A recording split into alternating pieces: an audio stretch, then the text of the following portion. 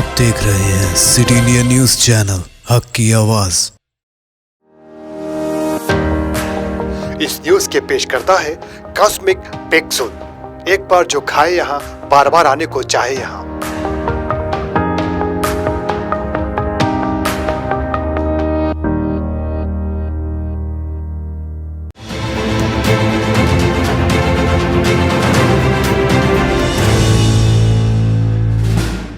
السلام علیکم ناظرین، میں ہوں نوشین۔ سٹی انڈیا نیوز کے بلیٹن خبر رفتار میں آپ کا استقبال ہے۔ ناظرین، ریاستی، قومی اور بین الاقوامی اہم اور تازہ ترین خبروں پر ڈالتے ہیں تیزی کے ساتھ ایک نظر۔ بنگلور میں سوشل میڈیا پر ڈالے گئے پوسٹ کو لے کر ہوئے تشدد میں 3 لوگوں کی موت ہوئی ہے۔ وہیں ریاستی حکومت نے اس پورے تشدد کو منصوبہ بند بتایا ہے۔ اس تشدد میں کئی عوامی جائیدادوں کو نقصان پہنچایا گیا۔ اس درمیان ریاستی حکومت نے بدھ کو تشدد کی جانچ ضلعی مجسٹریٹ سے کرانے کا اعلان کیا۔ ساتھ ہی کرناٹک حکومت نے طے کیا کہ تشدد کے دوران عوامی جائیداد کو ہونے والی نقصان کی بھرپائی فسادیوں سے کرائی جائے گی۔ مختلف ریاستوں میں ایک سروے کیا گیا جس میں پتہ لگانے کی کوشش کی گئی کہ طلباء کے والدین و سرپرست کووڈ-19 کے بڑھتے واقعات میں اسکولز دوبارہ کھولنے کے حامی ہیں یا نہیں۔ اس سلسلے میں پتہ چلا کہ صرف 33% والدین دوبارہ اسکولز کھولنے کی تائید میں ہیں، جبکہ 58% والدین اسکولوں کی دوبارہ کھولنے کے خلاف ہیں۔ اگر 1 ستمبر سے اسکول کھلتے ہیں تو کرونا وائرس کے بڑھتے واقعات کے دوران اسکولز دوبارہ کھولنا ایک خطرناک ثابت ہو سکتا ہے۔ جمہوریہ پرنب مکھرجی کی حالت مسلسل نازک بنی ہوئی اور وہ لائف سپورٹ سسٹم پر ہیں۔ فوج کی ریسرچ اینڈ ریفرل اسپتال نے بدھ کو بیان میں کہا کہ پرنب مکھرجی کی حالت مسلسل نازک بنی ہوئی ہے۔ اس وقت ان کی حالت خون کے بہاؤ کے لحاظ سے ٹھیک اور وینٹیلیٹر پر ہے۔ ایک اور مرکزی وزیر برائے آیوش سری پد نائک آج طبی جانچ پر کورونا پازیٹیو پائے گئے۔ اس طرح نریندر مودی حکومت کے وہ 5ویں وزیر ہیں جو کورونا وائرس سے متاثر ہو گئے ہیں۔ مرکزی وزیر آیوش اس وقت آئسولیشن میں ہے۔ اپنے ایک ٹویٹ میں انہوں نے خود کورونا پازیٹیو ہونے کی اطلاع دی اور کہا کہ وہ ہوم آئسولیشن میں ہے۔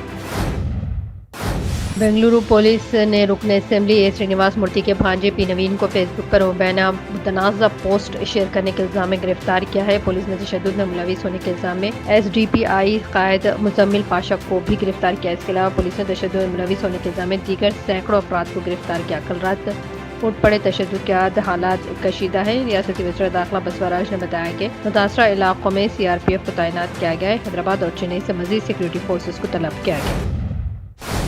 محکمہ انکم ٹیکس کی جانب سے ملک میں چینی شہریوں اور ان کی کمپنیوں پر دھاوے کیے جا رہے ہیں۔ خاص طور پر ایسے چینی شہریوں کی جانچ کی جا رہی ہے جو منی لانڈرنگ اور دیگر مشتبہ سرگرمیوں میں ملوث ہیں۔ لوسنگ نامی چینی شہری کی مختلف تحقیقاتی ایجنسیوں کی جانب سے جانچ کی جا رہی ہے۔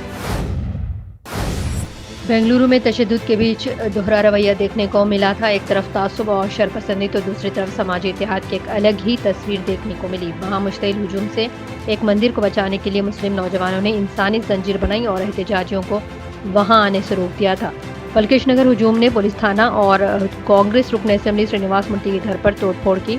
مشتعل ہجوم سے ایک مندر کو بچانے کے لیے مسلم نوجوانوں نے ہیومن چین بنائی اور شرپسندوں کو روکا تھا۔ سوشل میڈیا پر ان لوگوں کی خوب تعریفیں ہو رہی ہیں۔ مرکزی اور صوبائی حکومت کے ذریعے سب کا ساتھ اور سب کا وکاس کی بات ہر جگہ بہت زور و شور سے کہی جاتی ہے، لیکن اقلیتوں کے مسائل کے حل میں اس کا عمل کہیں نہیں دکھائی دیتا۔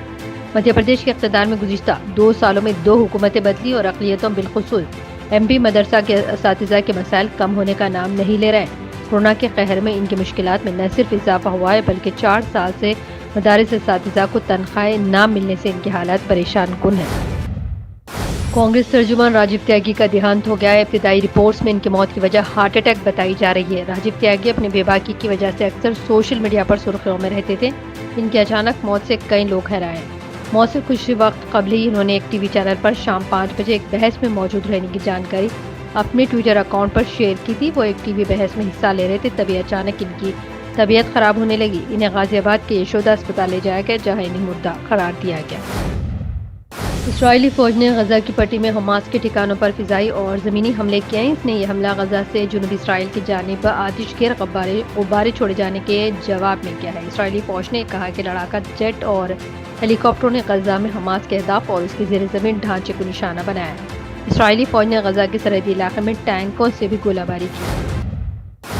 चीन के सदर शी जिनपिंग ने खाने की ज़या को रोकने के लिए अहम हिदायतें जारी की हैं। चीनी रेडियो के मुताबिक शी ने कहा कि खाना ज़ाय करने का अमल काफ़ी परेशान कुन है। अगरचे चीन में मुसलसल अच्छी ज़रूरी पैदावार हासिल हो रही, ताहम लोगों को खुराक की हिफाजत के बारे में बहरान से आगाह रहना चाहिए। रवां साल दुनिया भर में फैलने वाली वबा के मनफी असरात ने हमारे लिए भी खतरे की घंटी बजाई है। उन्होंने ताकीद की कि इस सिलसिले में मुतालिका कानून साजी की जाए।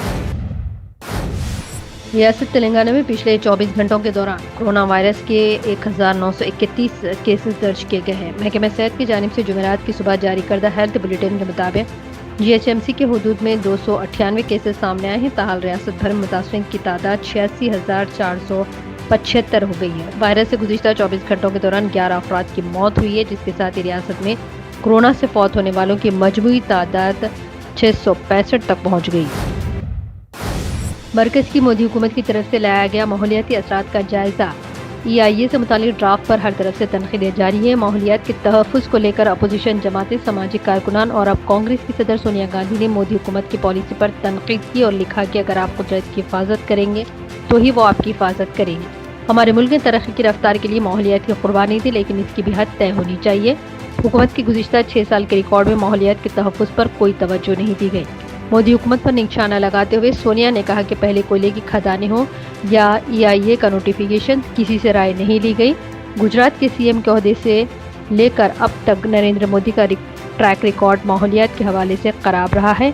अब भी हुकूमत ईज़ ऑफ डूइंग बिजनेस के नाम पर उसूलों को बर्बाद कर रही है।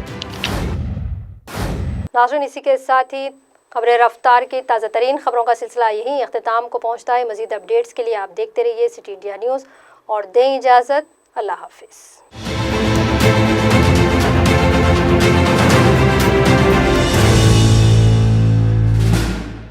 दोस्तों, अगर आपको हमारी न्यूज़ और एंटरटेनमेंट तमाम प्रोग्राम पसंद आते हैं तो फिर लाइक करें, शेयर करें और सब्सक्राइब करें।